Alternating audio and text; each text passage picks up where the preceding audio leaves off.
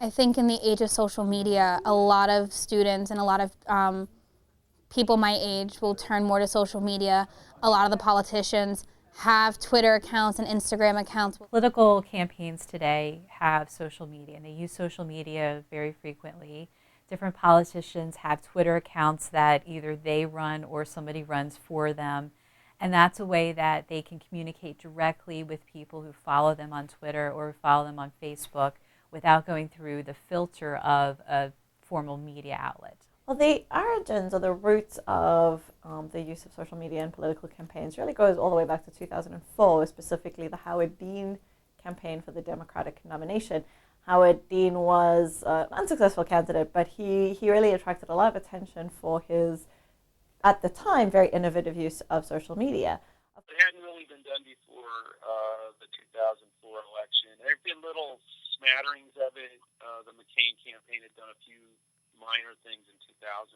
I'd always sort of had this feeling that if you could connect up enough people on the internet, that they could outmaneuver and out fundraise the big donor people. And no one had done anything like that for politics. So we kind of invented a lot of that stuff, and it worked. As voters are providing a huge amount of data through their use of social media that campaigns can use for targeting. So from a campaign perspective, it's really been very good. It really enables them to sort of very precisely target voters or people who still need to register, or undecided voters and things like that. Social media's use within campaigns was first successful in Obama's 2008 campaign, where he was able to use Joe Trippi's strategies of connecting large amounts of voters through the internet.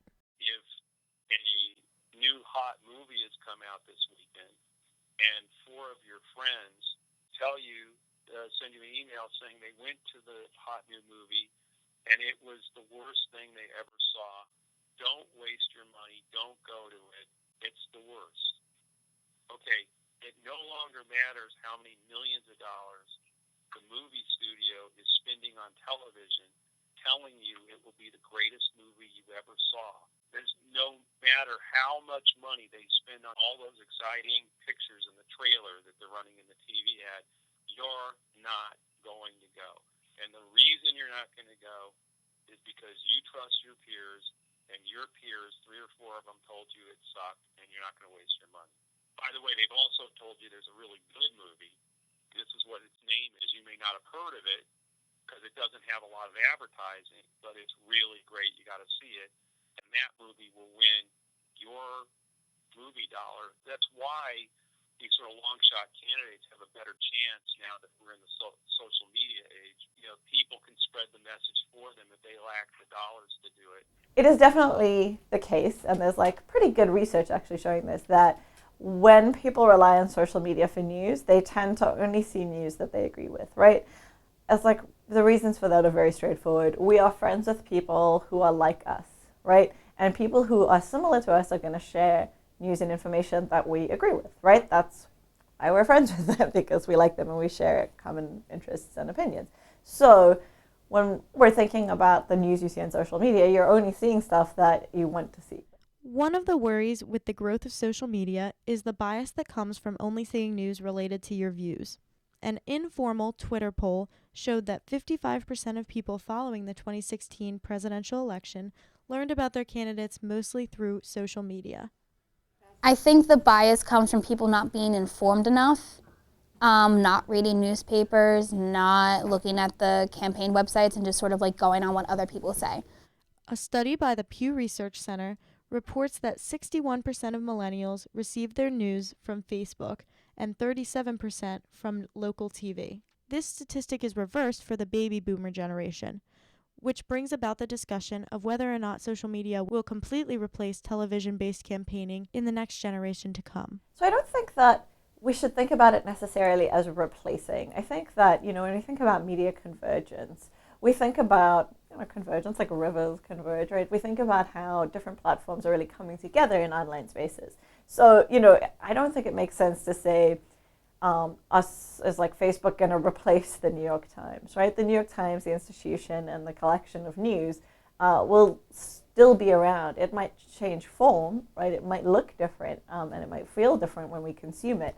But it's still there and it hasn't been replaced. Newspapers, for example, haven't been replaced. They're just kind of evolving into new forms. I think it's all about how newspapers and other established media outlets will react. I don't know if Twitter will overtake, say, formal newspapers. My hope is it doesn't, because I think newspapers still serve a valuable purpose. Twitter is limited to 140 characters per tweet. Newspapers, online publications can do greater in-depth articles that cover topics in more detail and I think are more informative than a 140 character tweet. I'll typically read a news article first, and then like see on social media, except during the debates when I'm like on Twitter, like following what everybody's saying about it. Yeah, my mom doesn't have a Twitter account, and so that generation, which actually tends to be more politically engaged in terms of the voting process, isn't getting these social media.